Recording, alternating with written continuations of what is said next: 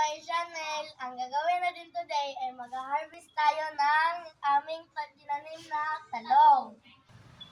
Kung napanood nyo guys, yung naglalagay pa ako ng fertilizer nito, maliit pa itong ibang talong. Ganito pa siya kaliit. At mayroong bulaklak yung pinakita ko. So, ito na ngayon, laki na siya. Yan. Meron pang isa. Ayan. Mabilis nagbigay ng bulaklak kasi nalagyan sila ng fertilizer.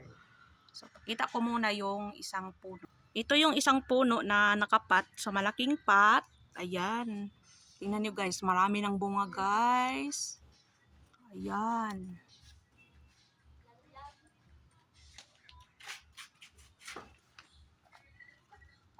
Isa, dalawa,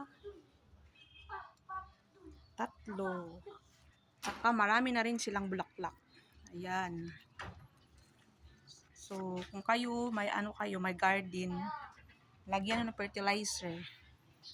So, 3 puno itong talong ko. Eggplant. Ayan. Ito yung pangatlo. Nakapat. Bago kong niripat. So, mag-start na tayong mag-harvest ng ating talong. Hindi ko Iya.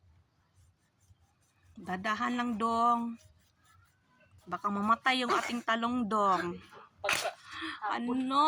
Habol man yung mo. Sige ko naman yung isa.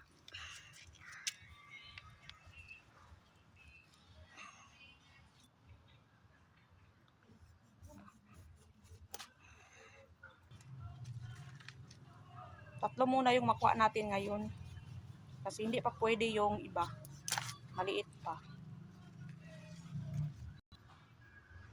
Sabihin mo. Yan lang muna yung nakuha namin. 3 piraso ng talong. So, mayroon na kaming pang-ulam. Yun lang guys. Sige, thank you for watching. Bye!